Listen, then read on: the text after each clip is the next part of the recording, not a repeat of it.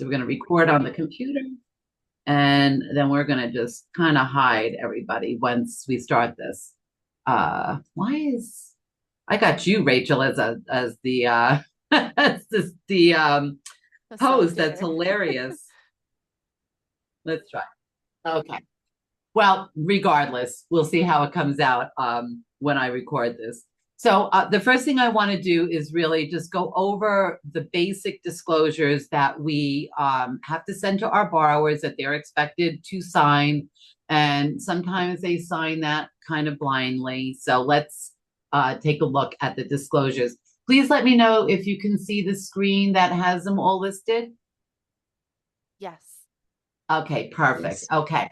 So some of these I'll open up. If you want me to open up any of them to go over them, just let me know. We're just going to go through a real list, and then we're going to talk about the worksheet, the work fee sheet, the loan estimate, and the closing disclosure today, and transparency with our borrowers. So the first thing that we always ask them to sign is the 4506. This is an IRS form. This form is a little bit different than what we're used to seeing. So they probably upgraded it a little bit. But the important thing about this form that you all need to know is that the names need to match and the addresses need to match the last filed tax return. So if you have a borrower that recently got married, you want to put down their maiden name because they probably filed through their last return through their maiden name. And obviously the purpose of this form for conventional loans and govy loans is that they want to ensure that the income being reported comes close to what was reported to the IRS. Okay, so just make sure that you ask your borrowers when you're taking the application how they filed their name. Sometimes if you miss an initial, like for example, I'm Sandy Catrone, but my driver's license and the way I file my tax returns are under Sandra M. Catrone. So if I put down Sandy Catrone on my application, that will go over onto this and it could get kicked back, and that could cause delays in closing. So we want to make sure that those forms are always signed properly. The basic forms, acknowledgement, receipt of the appraisal. A lot of people on this one, just so you know, are a little unsure what box they should be signing. So if you ever get the question of which box should I sign, you want it to be the first one. They want to have the opportunity to review that appraisal. If they mark this box and something happens on the appraisal, they may not necessarily get it in time to address the issues. So when you're doing this, always advise your clients to check the first box.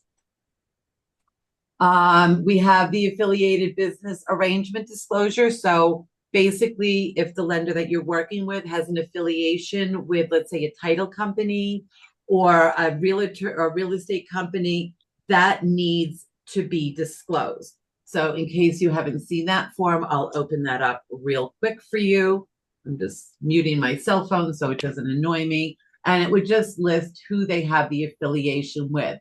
So for anybody that's a realtor and a mortgage loan officer, if you are their realtor and you're also going to be their mortgage loan officer, you also have to disclose that to them as a dual agency agreement, okay?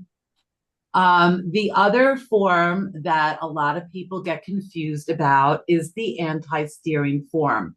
Now, for people that work for a bank, they're going to specifically pick products that their bank offers. But for people that work for mortgage brokers, it's best to look at different lenders, because the last thing you want to do is get accused of only sending your loans to one lender. They're starting to scrutinize this a little bit.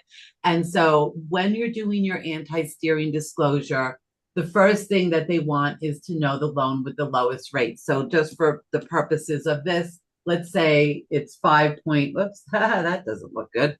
It's 5.5 would be the lowest rate.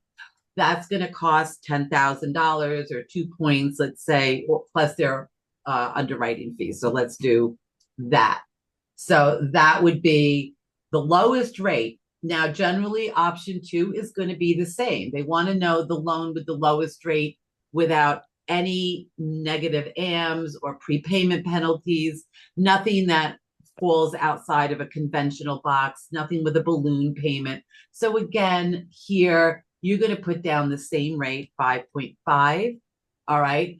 But you might want to look at a different lender when you're doing this. You don't have to. It's really done internally through operations. Generally, as loan originators, we don't fill this form out. So it depends on who you work for. But you want to, again, make sure that you can explain this to your buyers. And then the loan with the lowest dollar amount. So let's say that's 6.5 and it's 0 points. So you're just paying the underwriting fee. You want to put that in here. And then it'll populate the loan that you've offered to them. So this basically just tells your borrower that they have options when it comes to locking in their interest rate or the type of program that they're going for.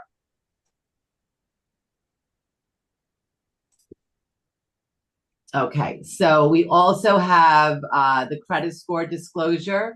We are not supposed to give our borrowers credit reports, okay? I don't technically agree that if a borrower is paying for their own credit report, why we would not be able to share that report with them. They paid for it. And today, with the way that the prices of credit has gone up, most lenders are now collecting the fee to run their credit up front. This is the form that they would get, and it will give them all three of their closing costs. Now, obviously, this is just a sample of the form. I have not filled it out, but it would just tell them what their middle FICO score is and the date it was run. These are just basic questions that borrowers ask us as loan originators when they get all of these disclosures, because let's face it, there's 33 disclosures that they get just for conventional loans, okay? If they're going FHA, there are additional disclosures. Now you're up to 42.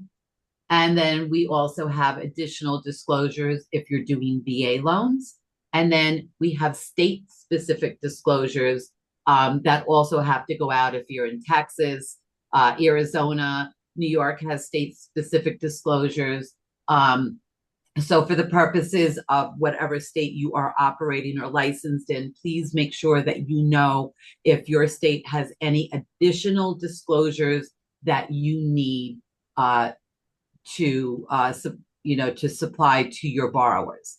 And you just want to be you don't want to spend a lot of time because these disclosures are really generic. And so basically we're looking to just see, just be able to review those disclosures, okay? Now, we're going to start with the PowerPoint presentation. So I'm going to ask you that if you can't see it, please let me know. We are going to, just so you know who I am Sandy Catrone. I've been in the business for 38 years. I opened TriMat Financial Learning Center in 2022, seeing a need to support the community. TriMat offers self-paced training videos. You can buy them a la carte, or you can join the membership for $79. We also have daily live mortgage support. So a lot of people love the mortgage support. They're trying to structure a loan. They have a question about calculating income. Basically, you set up a time same day with me that you come in. I usually spend anywhere between 15 minutes and 45 minutes with you, depending upon how busy we are that day, to make sure that you understand how to structure the loan properly and get you through income calculations. We also have a resource center for you. So in that resource center, you have access to all your guidelines. You have access to all sorts of forms, my all-in-one mortgage calculator, which is one calculator that'll do VA residual income, 1120, self-employed income, Schedule C, variable income. It gives you a lot of options on the calculator. And then there's all sorts of other things in there for compliance and structuring that you have access to. And basically what we're doing is we're keeping you organized so that you don't have to run around looking for different things. Let's say you can't find a gift letter, you can go into the resource center, print it out. Let's say you need an appraisal checklist for the FHA, which is really valuable for real estate agents, to make sure that when they're taking a listing, we know the FHA is really picky. They're looking for health hazard and safety issues, and we want to make sure that we are able to supply our realtor partners with those checklists so that they can determine whether or not the property would qualify for an FHA mortgage.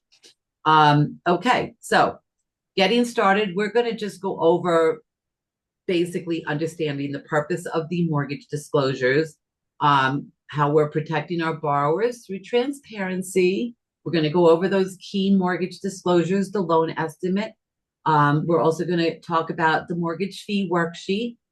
We're going to go over the closing disclosure and what to review.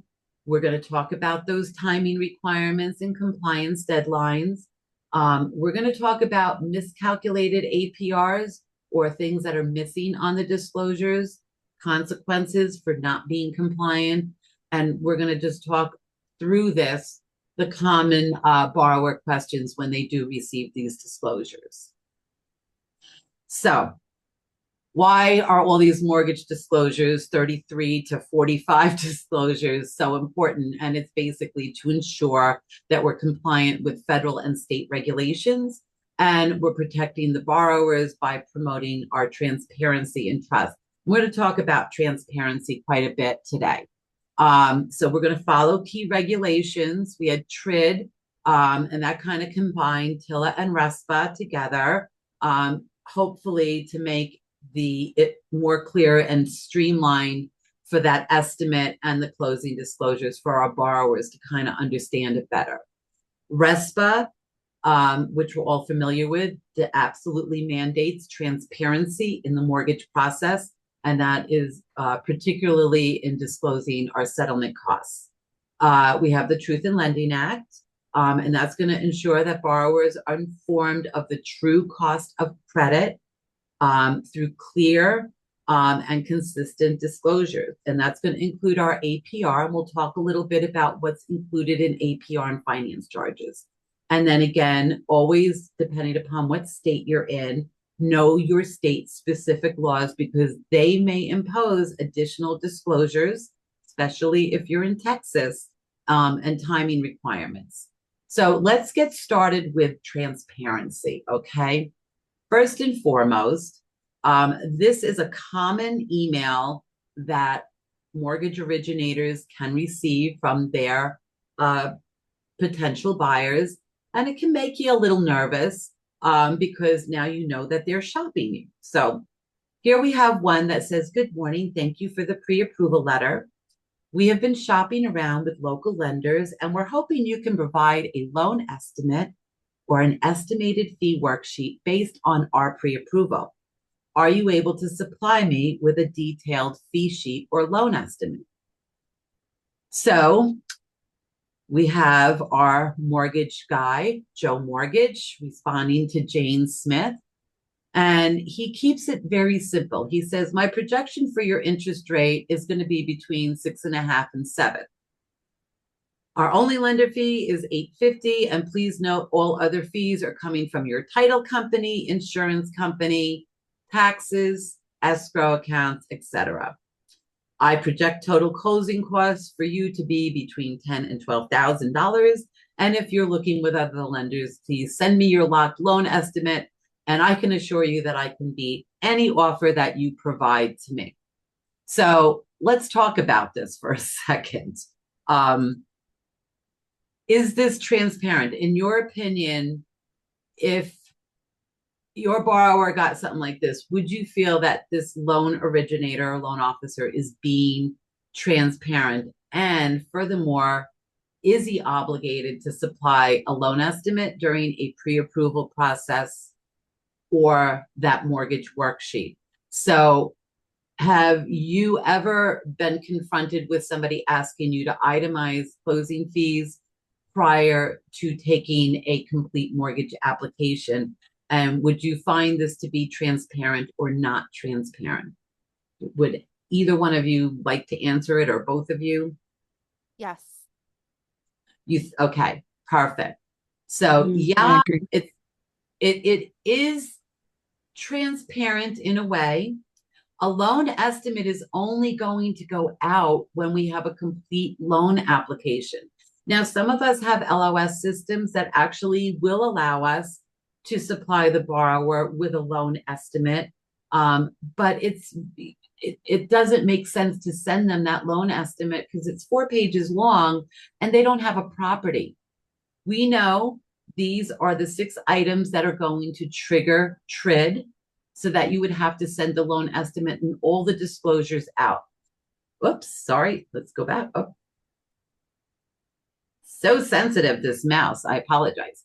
So what triggers it? The borrower's name, the borrower's income, their social security number, the property address, which you're not going to have when you do a pre-approval, estimated property value, and the loan amount requested. Once those 6 items have been inputted, you have triggered TRID, and you have to send that loan estimate and disclosures out.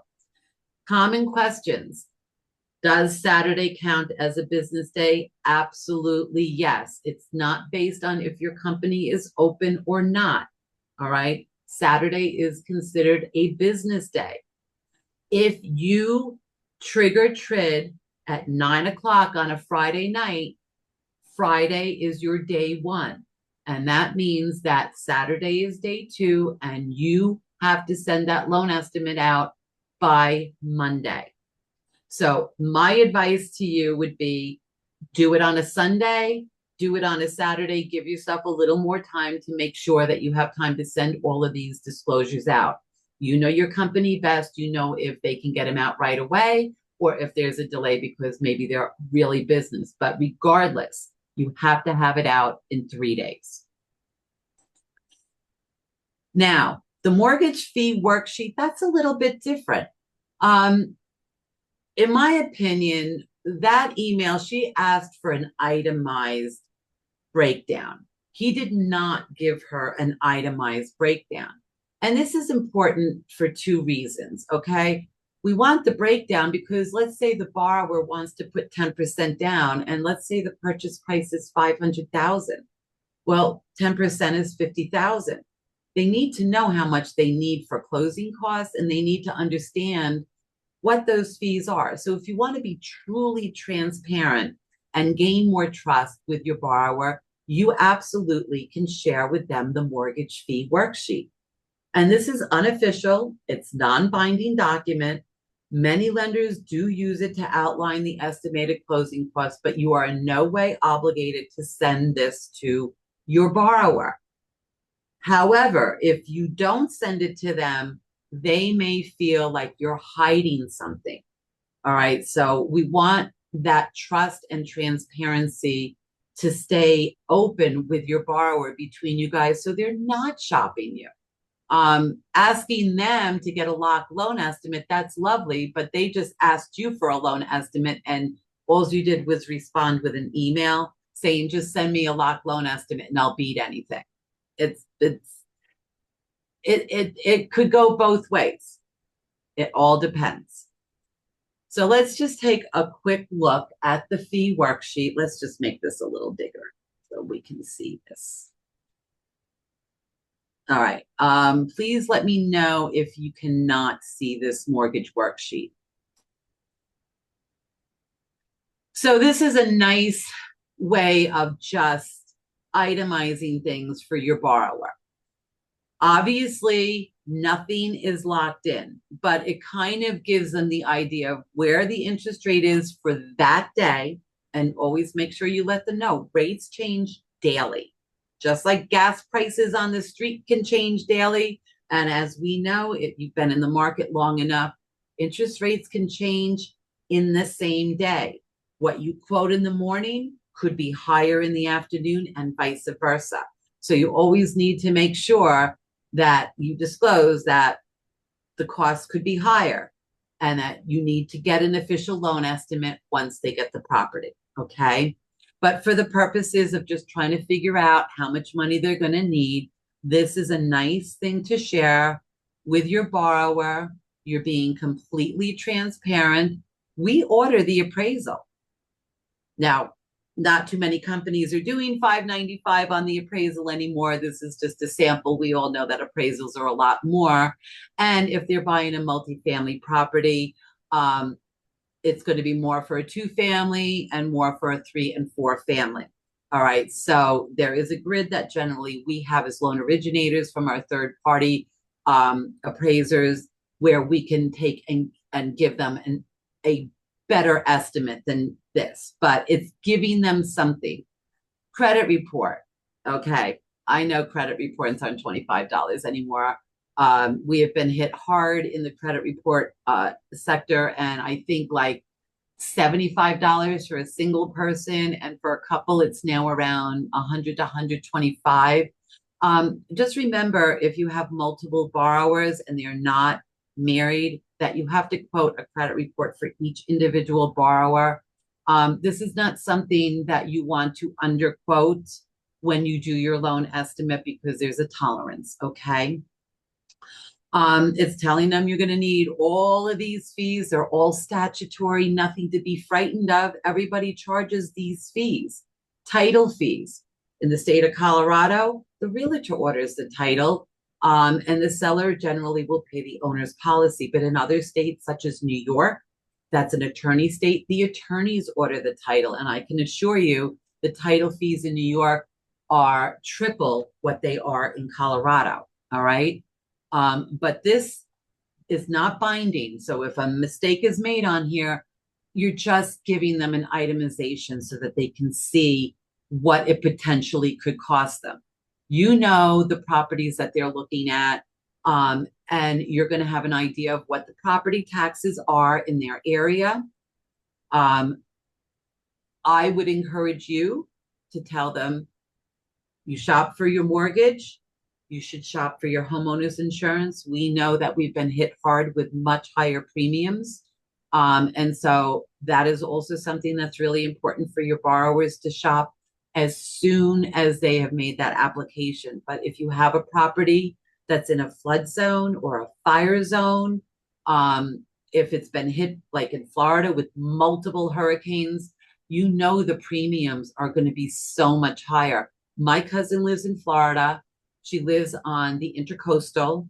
Her homeowner's insurance is over $7,000 a year. So imagine quoting somebody $2,000 to $2,500 a year for them to only find out that where they're buying the homeowner's insurance is actually going to be $7,000. That difference could kill your loan. So be upfront with them on the homeowner's insurance. You want to also make sure that they have an idea of what their monthly mortgage payment is. You want to itemize it. Here's your principal and interest. Here's your homeowner's insurance estimate. Here are your property tax estimate. And just say, I'm not positive what it's going to be because you haven't selected a property, but this is just to give you an idea. Mortgage insurance, if you go to certain lenders, you don't have an option other than to pick maybe a split, lender paid, or monthly. But if you work with other lenders that have multiple MI companies like Radian or Magic, there are more options for mortgage insurance, especially if you're doing 5 and 10% down. For borrowers that are doing 15% down and they just need a little mortgage insurance, I would suggest looking at the one-time payment and let them just pay it at closing and eliminate the monthly payment. In this particular case, if the borrower's credit score is over 740 and they're putting 10% down, you're looking at about 0.15 on the mortgage insurance, and in this case, $56 a month. But again, it's showing them this is what your payment's going to be, and they're going to know, are they comfortable with that or not comfortable with that? It'll save a realtor a lot of time of wasting showing properties that are going to have a higher payment than what they're comfortable with. So this is something that I like to share with the homeowner and their realtor with their permission. You need their permission. But it gives you a great idea of how much money they're going to need. So in this case, they have to come up with a total of almost $63,000. Let's say they only have $50,000 put down.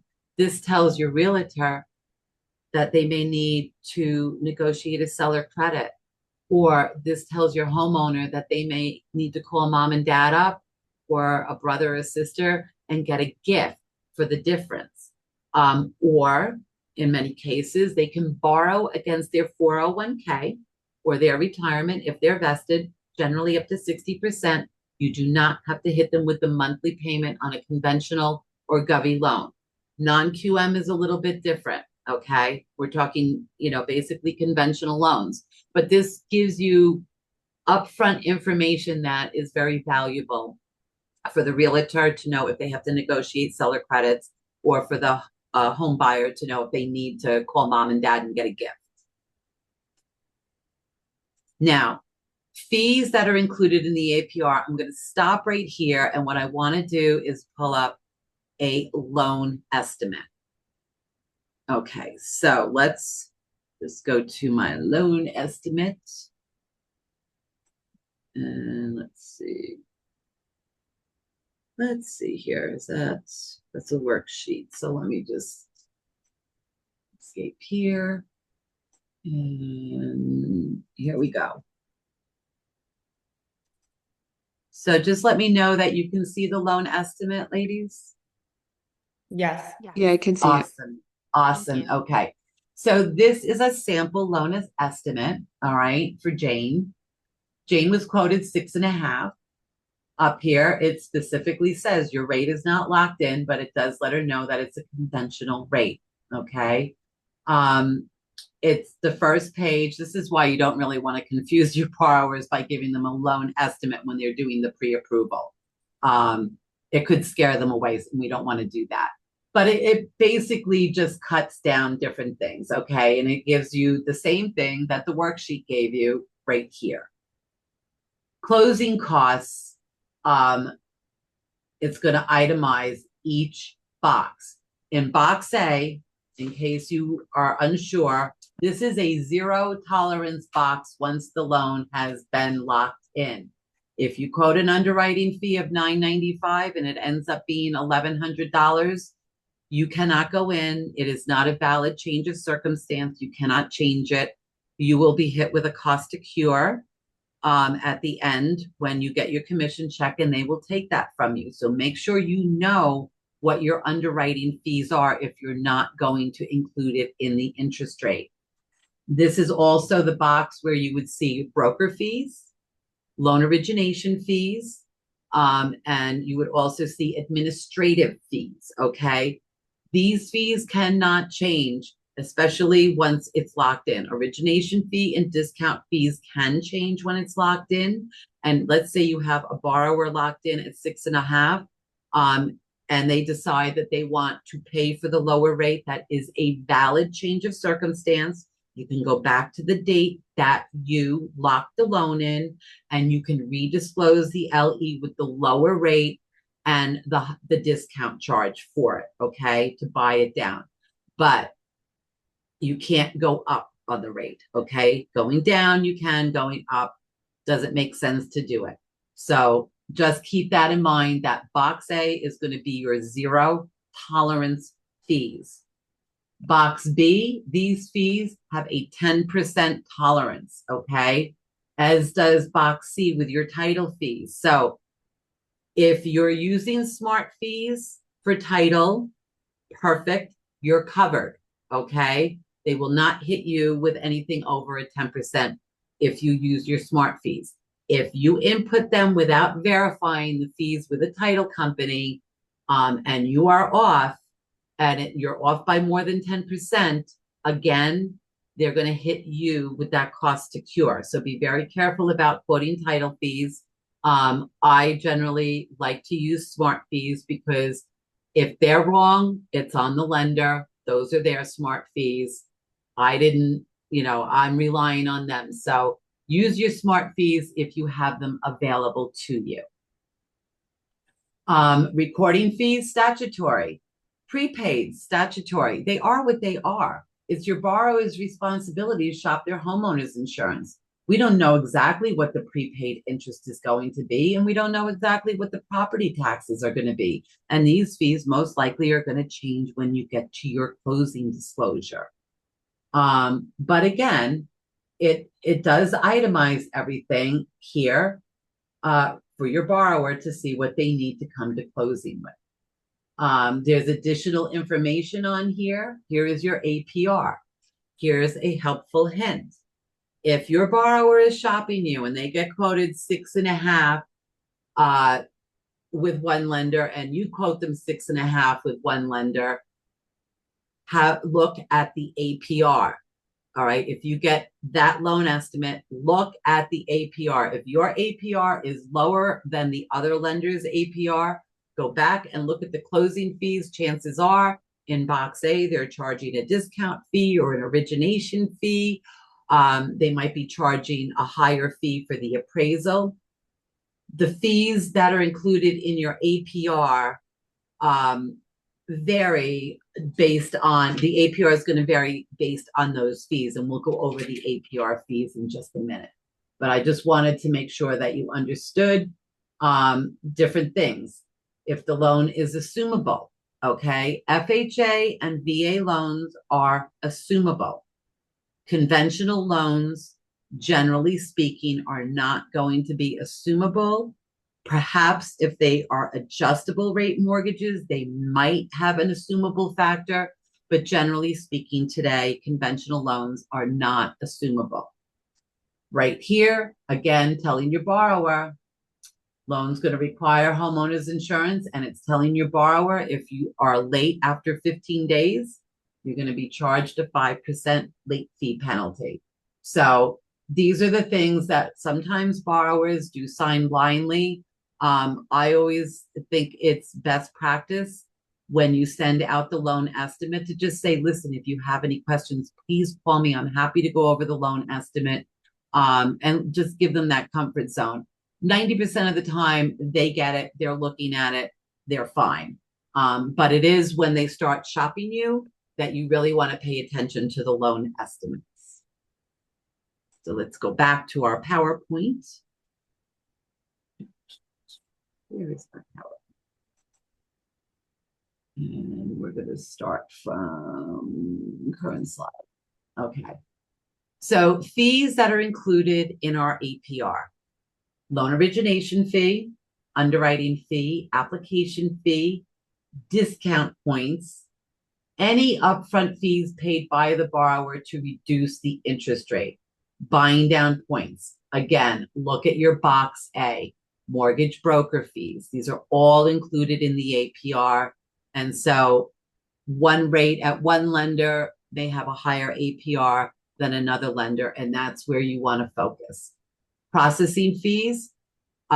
If you work for a bank or if you work for a broker that has in-house processing, you cannot charge a processing fee. Generally speaking, they'll put that under an administration fee, okay? However, some lenders don't, and look at your contract. You may be responsible to pay a portion of the in-house processor fees. However, if you're working for a mortgage broker, generally speaking, they go to a third-party processing company, and that fee goes in box B, and you can charge your borrower for that fee. All right. Private mortgage insurance. This is the cost required when they put less than 20% down on a conventional loan. And that is also going to be considered part of a finance charge and included in the APR. So make sure you know what type of fee is going in there because it's going to affect your APR. So if you have the ability to shop the mortgage insurance, I would strongly suggest doing that. For anybody that works for a bank, the borrowers can actually finance their mortgage insurance provided it's refundable, and then it would not be included in the APR because it's refundable just like FHA, MI insurance, okay? But if you work for a broker, generally speaking, we are not offered this option by mortgage insurance companies. And of course, your prepaid interest is also going to be accrued from the loan closing date to the beginning of the first payment period. So let's say your borrower closes December 2nd, all right? They're going to collect, 29 days of interest, and their first mortgage payment is going to be due February 1st.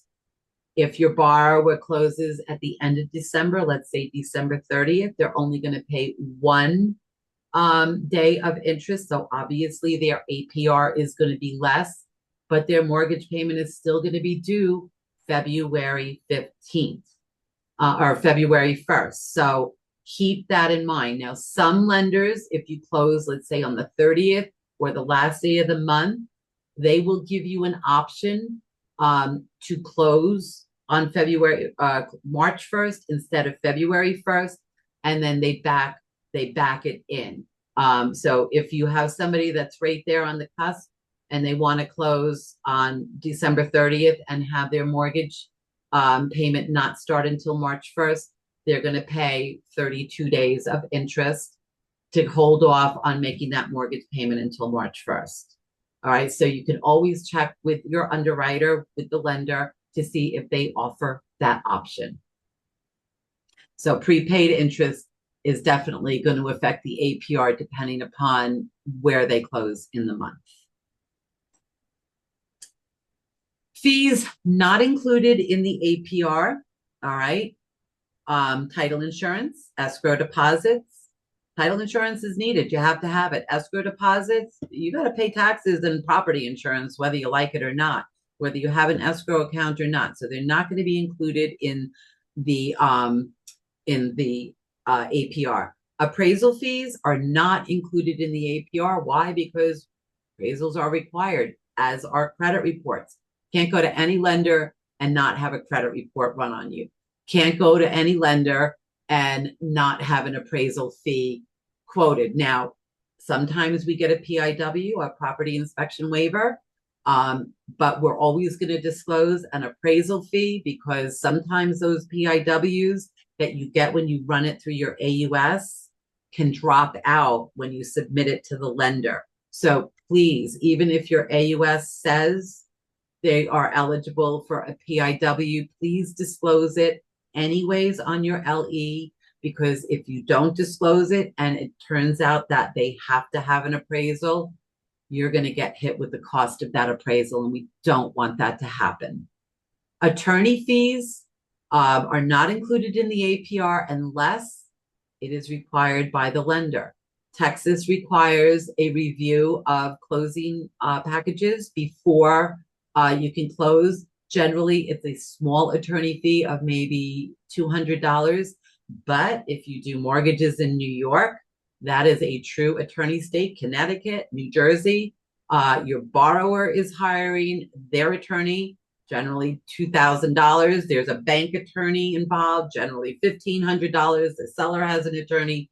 The bank attorney fee has to be disclosed if you are working in an attorney state. So please keep that in mind. Notary fees, need a notary. They're not going to be included, as are recording fees, because every county has their own recording fees for the deed and the mortgage, and it's based on how many pages. So those are not going to be included in your APR.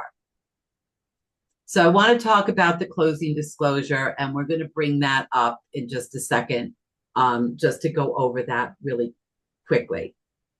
The purpose of the closing disclosure is going to ensure that your borrowers have a very clear understanding of their loan terms and closing costs before finalizing that mortgage. This is where they're going to be able to compare what we quoted them when we started the loan application. And you and I both know that a lot of times any little thing will change an LE and it goes out. So prepare your borrowers that they're probably going to receive more than one, or possibly even up to 3 loan estimates. The first one, if they don't lock in, The second one, when they lock in. And the third one, if there's any kind of legitimate change of circumstance, a new loan estimate must be sent out, and it has to be sent out within 3 days of that change of circumstance or within 3 days of locking in the loan.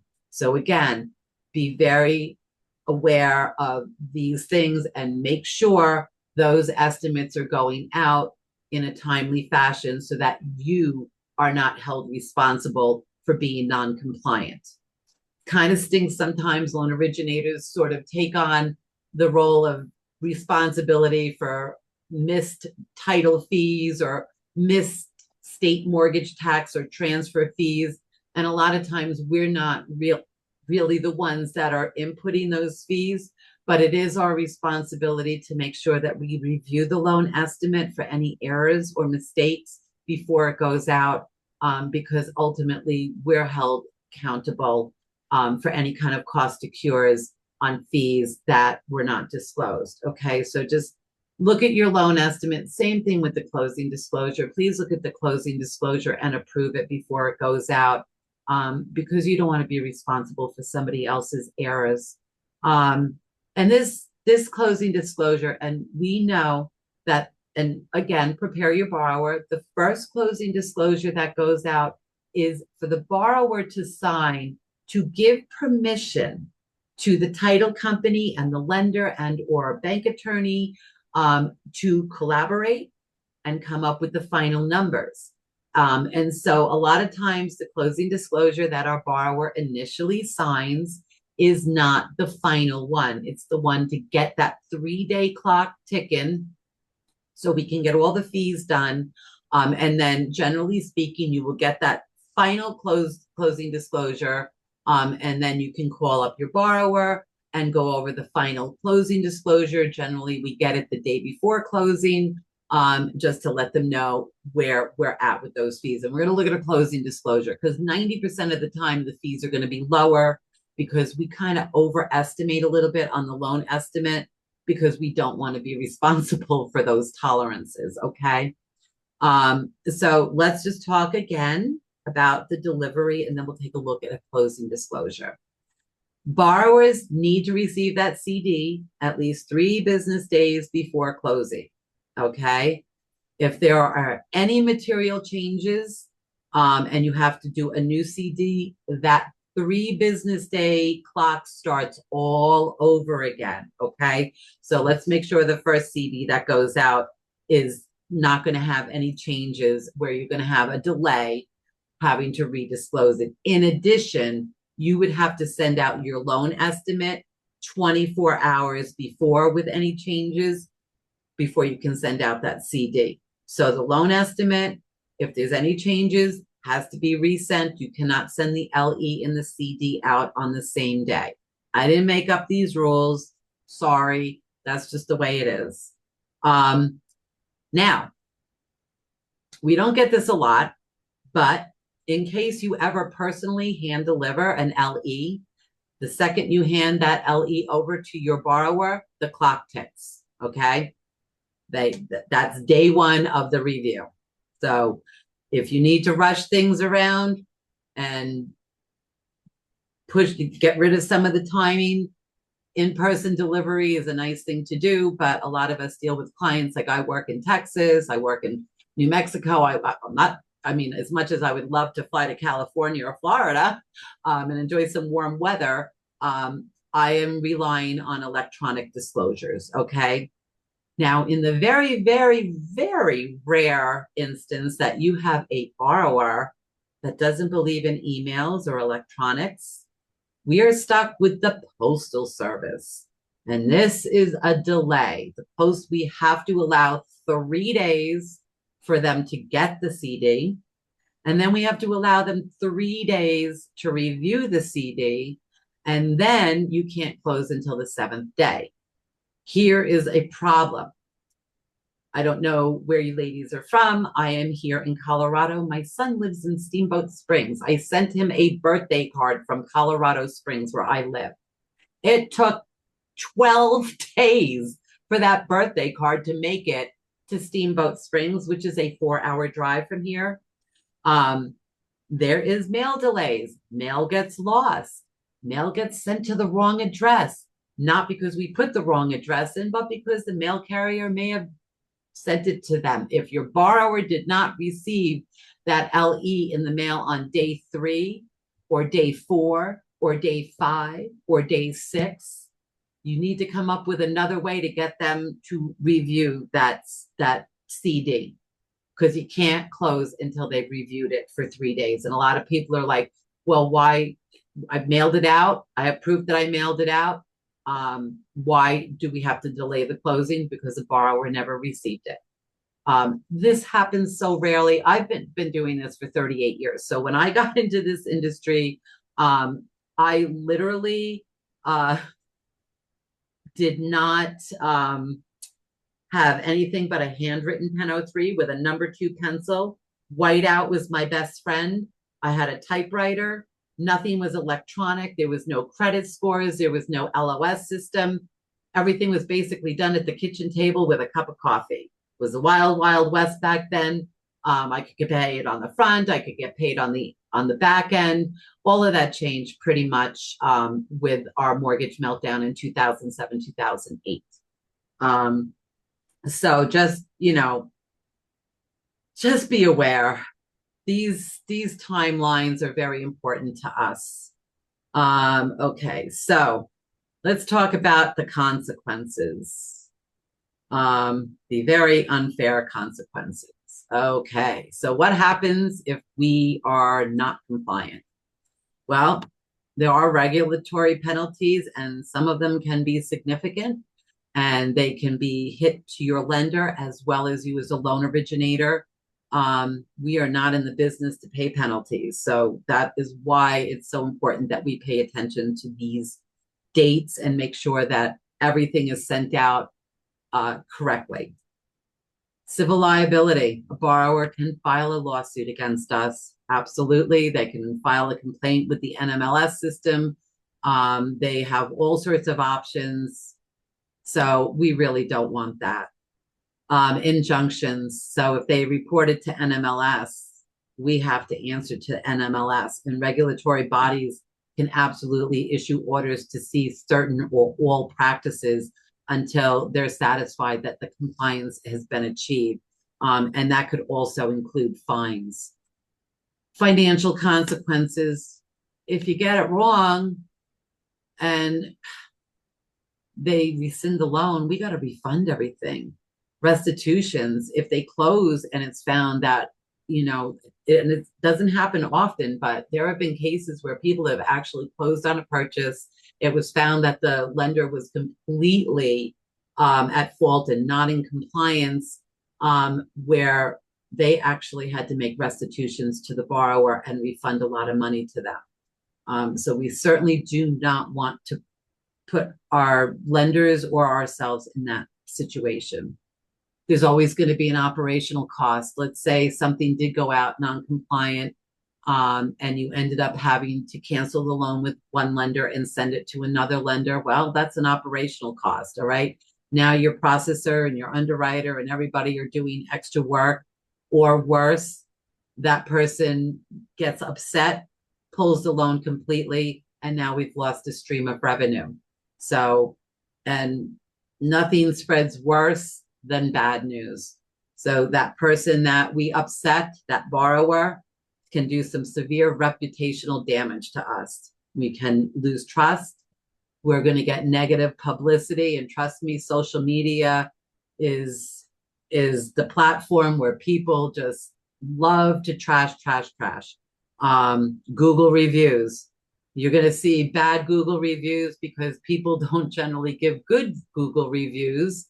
They give bad Google reviews when they're mad. And worse than that, you're going to lose your business relationship with your referral partners. And that's just, not something that we as loan officers or originators really want to have happen.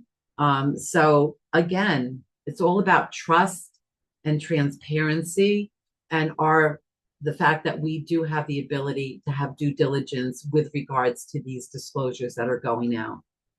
And again, if you do have to pull a loan and send it to another lender because of something that was not compliant, you're going to have a loan delay. And furthermore, there's going to be increased scrutiny.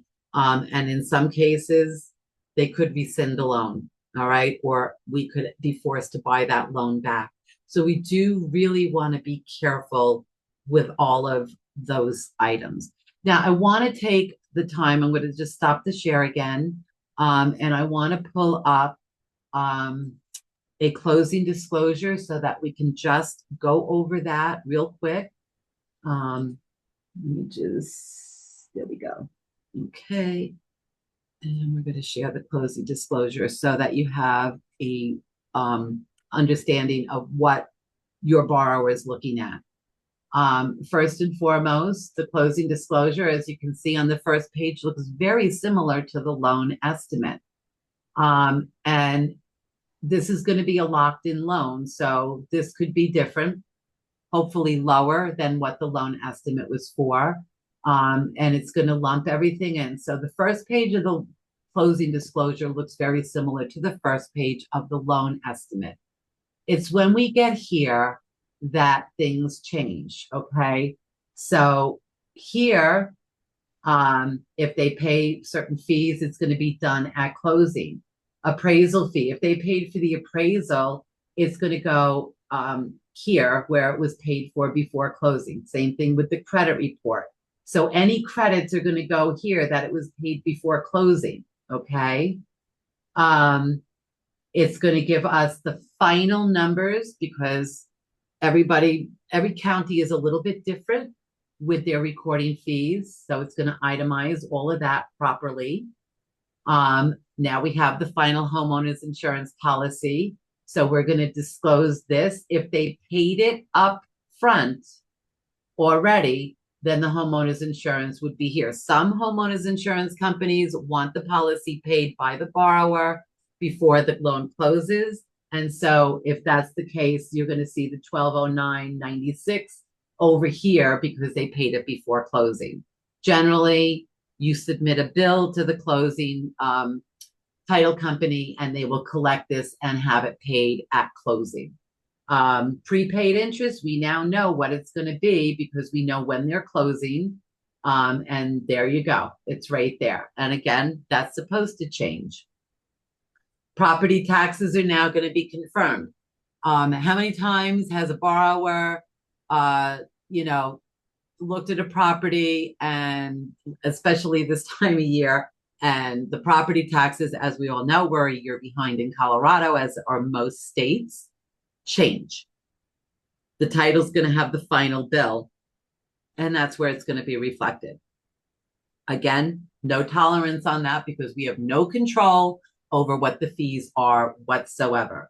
We do our best to give them an estimate, and that's why it's called the loan estimate, not the loan accurate, the loan estimate. Here, they're going to show what they're taking for escrows, all right, for property, for homeowners insurance, and for property taxes. That tends to be a little low on this estimate.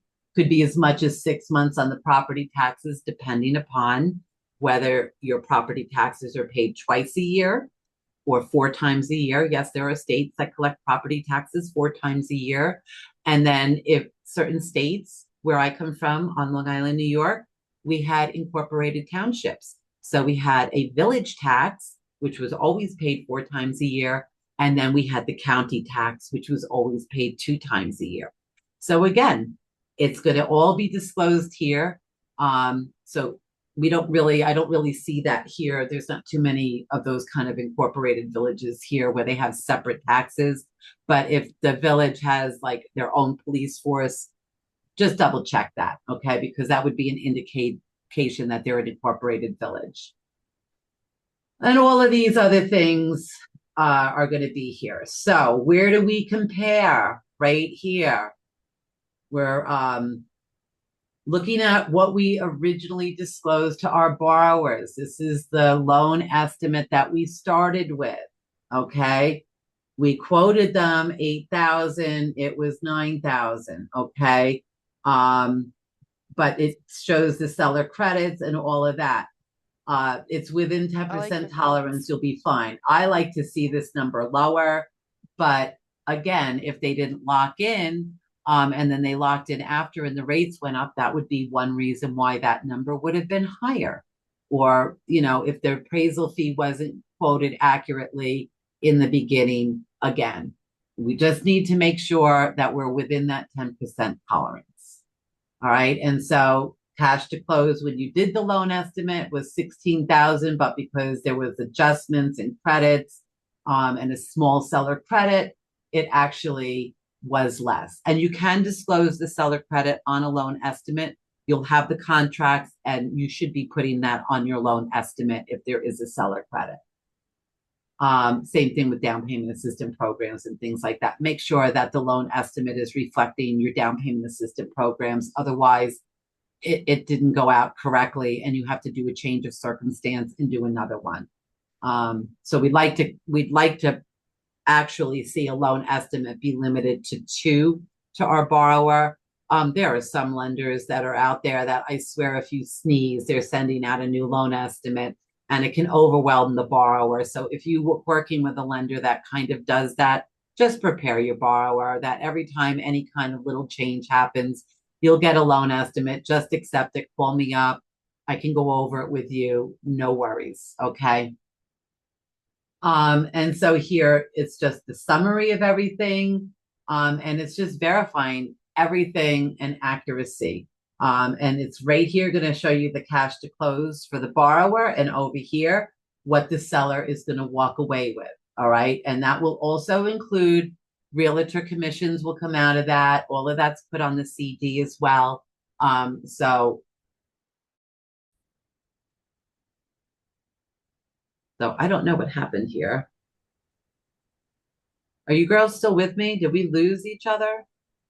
It glitched for a second, but you're That's still so there. weird. You're still Okay. beautiful. Do you still see the CD? I did. Let me see. It changed to like my big screen. I don't still see the CD, but it did all the Okay, way up yeah. until it glitched. Okay, so let's just do from current slide. But everything else was visible the whole presentation. Awesome. So I It's just the think same we title. went over the consequences. We don't need to frighten ourselves with this nonsense again. So let's just go. And these are our 5 most common questions that your borrowers ask you, which is why I tried to go over all of this, because they want to know what the purpose of that loan estimate is in the closing disclosure. Why is there a difference? They want to know why the costs on an LE are going to be different. It's our job to answer these questions as best as possible. If you see something that doesn't make sense to you, my best advice to you is say, hey, listen, I haven't had an opportunity to review the disclosure yet. I am so sorry. Let me just get with the underwriter or the closing department. I'm going to review it and I will get back to you as soon as I get an answer. Sometimes we look at something and go, I don't understand either, because sometimes technology makes mistakes. So don't hold yourself accountable if you can't answer it, because sometimes we rely so much on technology today, and it's not perfect. Okay. They want to know what is included in their monthly payments. So let's go back to that original email in the beginning where, yeah and no, he's transparent and not transparent. I would want a breakdown of my approximate loan estimate. I don't want to waste my realtor's time. I don't want my realtor referral partner having their time wasted if my borrower specifically tells me, I don't want my mortgage payment to be 1 penny over $3,000. And we have them out there. And my realtor is showing them houses that are going to clearly put them over that $3,000 mark. So a good loan originator is going to have a conversation with the real estate agent that referred that to them and say, listen, if I were you, I would keep them in this area. Let's see if they hate what they're looking at. And then we can revisit that monthly payment. But at least let's be transparent and let them know what their monthly payment is going to be. I always say to my borrowers, pick a property that you like and let's use that property as an example when I'm doing a pre-approval. And generally that works for them. But we have buyers that it can be difficult, just like we have sellers that can be difficult, and we just have to handle it with integrity and patience. What fees are included in the APR? We went over that. I can send you a list if you like. Just let me know in the chat. I also will be uploading this onto my YouTube website. So if you go into the chat, there are other trainings on the YouTube website that you're welcome to go and watch. There's a bunch of shorts about net tangible benefits that I used to do for COAM. And so you can watch these short little videos. You can see last week's Mortgage Mastery recording there if you like. And there's other helpful hints on that website. I also run a Facebook page. It's called Mortgage Support. I put the link in there. So if you ever have any questions, you can put them in the mortgage support. Want to know what rates are doing? I post all of that stuff on those pages just so that you have information. If you want to get a regular, most of us as loan originators, we don't need this because we have it. But if you want more information, I can put you on a newsletter that tells you what's going on. A lot of people feel that the president controls the interest rates. We in the industry realize that that is not actually true. It has more to do with just the Federal Reserve. The interest rates jumped up 18 bips today, so you may or may not see pricing for the worst today. And that really just has to do with the uncertainty of the new administration coming in. It has to do with CPI, payroll. There's a lot of things that go into what's driving our interest rates. And it really doesn't have much to do with who's in office. It has to do with how the economy is doing, where we are in inflation. Inflation, the higher the inflation, the lower the rates are going to be. If you want lower rates, that means that our economy, or higher rates means our economy is doing better. Lower rates means that our economy isn't doing great. So in the time when we had COVID, and I went through this after 9/11, I was in New York at the time. I owned a broker shop, and I remember looking at my partner going, I think we just went out of business.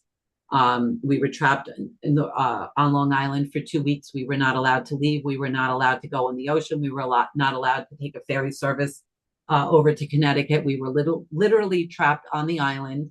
When they did finally open up, every car was inspected that left Long Island. Really, I felt for like a year we were there, and what happened to keep the economy going was the same as what happened with COVID. We needed to drop those interest rates to keep buyers buying properties. It was, just we came up with all these crazy non-QM programs, these negative ARM programs, because we were in a panic thinking that it was the beginning of the end. And so that's what led to the 2008 or 2007 meltdown. If you don't mind strong language, I always urge people to watch the movie, The Big Short. There is so much truth in that movie. I cannot even begin to tell you. And I actually had sold my broker shop to my partner in 2004, a couple of years after 9/11, and went to Wells Fargo for a while in the safety of the arms of Wells Fargo. And he ended up going out of business, as did 80% of the mortgage brokers after 9/11. So it's an interesting and educational and very entertaining movie to watch. But again, if you don't like strong language, then I would just recommend going on my website and downloading the book. We kind of touch on it a little bit. But yeah, so COVID, the interest rates were low because it was like nobody was going out, nobody was leaving their house. We were all on quarantine, and we had to have a way to, sell properties still. We had to come up with alternative ways to do things, and we had to keep those buyers buying. So hopefully we never see rates in the twos again, because that means something really bad has happened in the country, and we don't want that.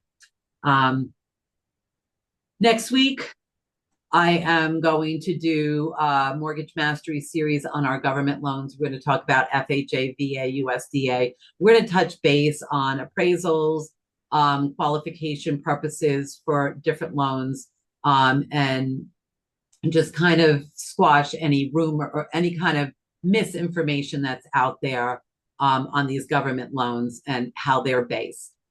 So I see, do we have a question here? Let's see. That's just me because I have to run in a few minutes. Oh, hi, Michelle. I didn't even see you come in, honey. Sorry. Oh, that's okay. Yeah, I'm here. I'm here. So, if you would like some free resources, just take this QR code. It'll bring you to my website. And just go, you don't have to log in or anything. Just go to Resource Center and it will give you multiple different calculators for interest rates, amortization schedules, rent versus buy. And you can also download the ebook, which kind of just gives you a basic history of the mortgage industry. And it also gives you information on calculations and what guidelines are looking for and things like that. Any questions, ladies? With the smart fees, right? So you're saying basically I just use those on my last well, it was a Yeah, so if you use the smart fees, you protected yourself from being hit with those cost to cures. Gotcha. Okay. Because yeah, that's still like a confusing area for me. So I did use them, so that's good. Okay. Yeah, I always use them, Michelle. It's called covering your butt, okay? Right. I don't feel that we should ever be responsible for misquoting title fees when we have nothing to do with title fees. If you don't have smart fees, my suggestion is to contact the title company in the purchase agreement and get them to send you their fees, upload them into your computer, use their fees. If they're wrong, they got to pay it, not us. Okay. All right. Big fees, because you're in the East Coast, Michelle, so you got to watch out for your attorney fees. Make sure the bank attorney fees are in there. You have mortgage tax in New York. I think you definitely have mortgage tax in New Jersey. So you need to make sure that all of those fees are being disclosed. Don't rely on a processor or a loan officer assistant to remember to put those fees in. Always look over your LE and your CD before it goes out, because once it goes out, you can't take it back. Okay. Well, I might show you that later today. The support room's going to be closed at 3 today. So if you can come in before 3, that would be great. Okay. All right. Yeah, I'll probably pop in. I just have a quick 10-minute meeting at 2:30. Okay. Well, it was great to see you. Rachel, it was nice to meet you. If you have any questions, please feel free to email me anytime. I definitely will. You did excellent work. Thank you. Oh, thank you so much. I hope this has been helpful for you. Michelle, you will get a copy of the PowerPoint presentation as a member of Primat, so you can make it yourself, and you can do this for any of your realtor partners or anybody that you want. Use it as a tool to bond with your referral partners. Okay, thank you. You're so welcome. You all have a great day. You as well. Oh, wait, Sandy. Yeah. Rachel has a question. I was going to ask a question. What are the fees associated with the membership? I'm sorry, Rachel, your mic is a little, let me turn my heater off. That would be helpful. It's freezing where I am right now. I have a heater going on. What was the question again? What are the fees associated with the membership to work with you? Oh, the membership is $79 a month. You get unlimited pre-recorded trainings. You get the mortgage support room, and you get the resource center.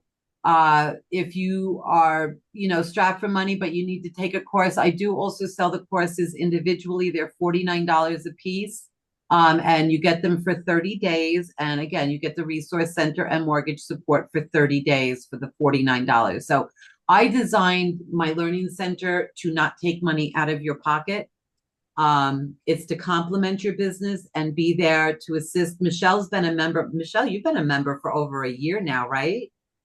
Yes, and Sandy has helped me so much. Without her, I don't know where I would be. I'm into year number 2 as a loan officer, and yeah, I'm closing loans now, but I still need a lot of help, and I don't get that support from my company. So having the Yeah. open room has just been like a savior, and it's well worth the money. Sandy will help you with everything and anything possible that she can, and it's just so important for me to have this.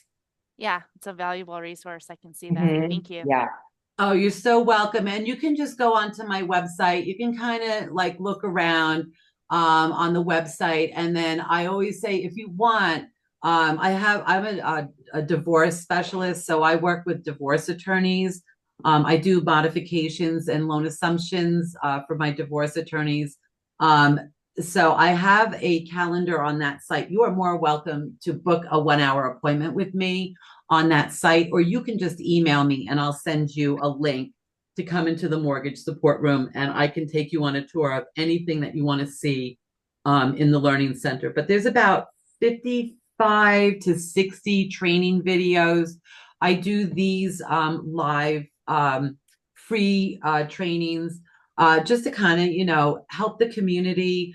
I decided to do this 4 week series just as kind of like a Christmas present to everybody, to just try to, this is a slow time of year for us. We're either rushing to get loans closed or people aren't looking for houses and we're sitting here going, okay, what do I do? This is the perfect time to kind of see what's out there and get information and education. And hopefully everybody did their CE courses by now. If you didn't, please get them done ASAP because in certain states, it takes a while for it to register with NMLS. And I don't do those trainings. I refer people on those to MEC, mortgage educators. And if you want to be a certified divorce lending professional, you can click the link on my website and that will take you to the Divorce Lending Association, DLA. And you can sign up and get certified as a divorce lending professional, which I really urge people to find your niche and be unique. Excellent. Thank you. Oh, you're so welcome.